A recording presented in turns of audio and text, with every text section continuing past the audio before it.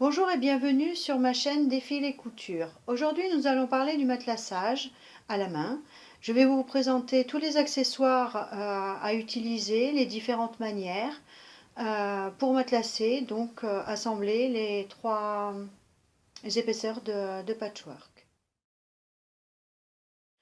Pour matelasser, il vous faudra de la colle repositionnable à vaporiser, la 505. Des épingles à nourrice incurvées, du fil à bâtir de couleur ou blanc, comme vous voulez, des ciseaux, une grosse aiguille pour le fil à bâtir, des petites aiguilles à quilter, je prends beau, hein, du fil à quilter, j'aime bien la qualité Gutermann, et 2 dés. Pour préparer un kilt à matelasser, il faut prévoir 5 cm à peu près de plus que le top, parce que quand on va matelasser, on va, avec l'épaisseur, ça va se réduire. Au final, on ajustera à la fin. Donc vous avez le dessous, avec la face endroit contre la table, le molleton de différentes épaisseurs suivant ce que vous voulez faire. Si c'est pour faire des maniques, vous avez de la qualité pour faire des maniques. Si c'est juste un petit plaid, vous avez du nuage très fin. Si c'est pour un couvre-lit, vous avez du molleton un peu plus épais. Et après, vous mettez votre top bien centré. Pour assembler, avant de matelasser, il faut fixer les trois épaisseurs. Vous avez le choix avec de la colle 505 qu'on va mettre. On va travailler à chaque fois par le milieu, comme ça. On va en mettre là. On va bien aplatir et faire adhérence. On va en mettre là. Pareil. À chaque fois comme ça. Et de l'autre côté, pareil. Ou alors, vous avez des épingles à nourrice incurvées que vous allez mettre là où on ne matelassera pas, parce que sinon ça vous gênerait. Voilà, comme ça, un peu partout.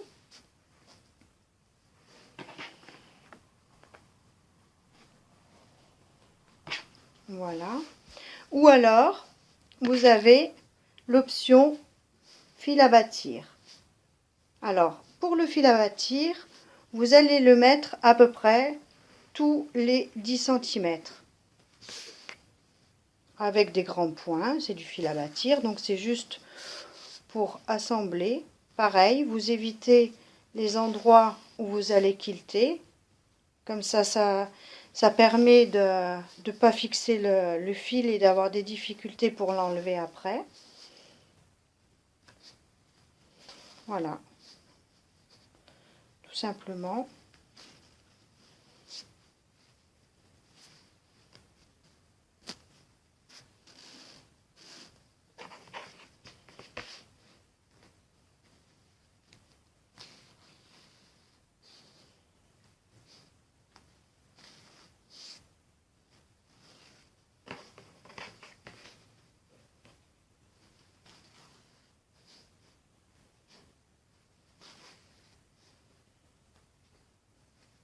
Voilà, grand point.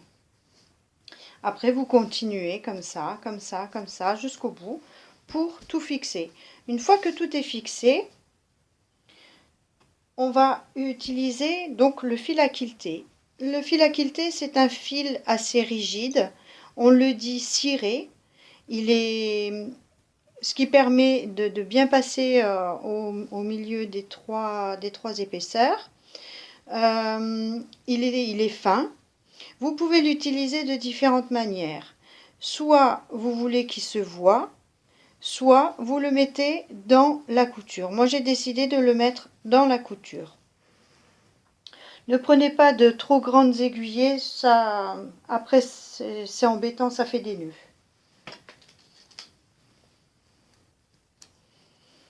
Voilà. On prend une aiguille. Alors, en général, les aiguilles, c'est numéro 10. C'est une taille moyenne où vous pouvez... elles sont fines, mais pas très fines. Ça va jusqu'au... Vous avez après le numéro 11, le numéro 12. Vous avez aussi un numéro plus gros, le 9. Après, c'est au choix de chacune par rapport à ce qu'on aime tenir dans la main. Bon, au niveau du fil, vous allez faire un simple nœud. Voilà.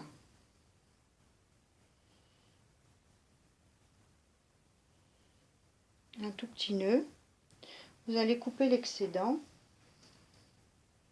Pas trop court. Voilà. Alors, pour commencer, on va se mettre là où on ne veut pas quilter. Mais on va passer l'aiguille. Elle ne traverse pas.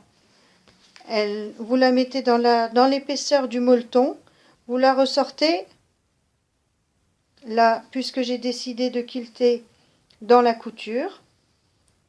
Voilà, et vous allez faire juste une petite pression pour rentrer le nœud. Après, vous allez utiliser 2 dés.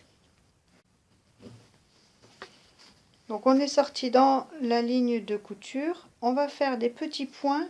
Et vous allez vous servir du deuxième dé qui va taper dans le petit rebord pour remonter votre aiguille. Vous allez repiquer, ressortir, repiquer, ressortir. Voilà. Vous tirez, vous recommencez.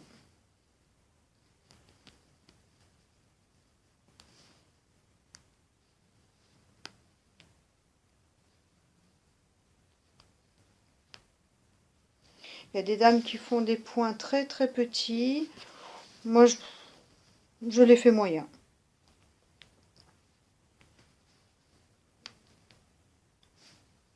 Il y a des dames qui vont le faire plus apparent.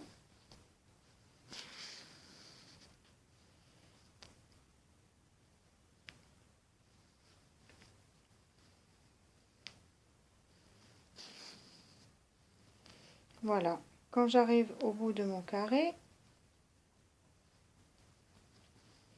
voilà. Pour arrêter, on va faire un nœud.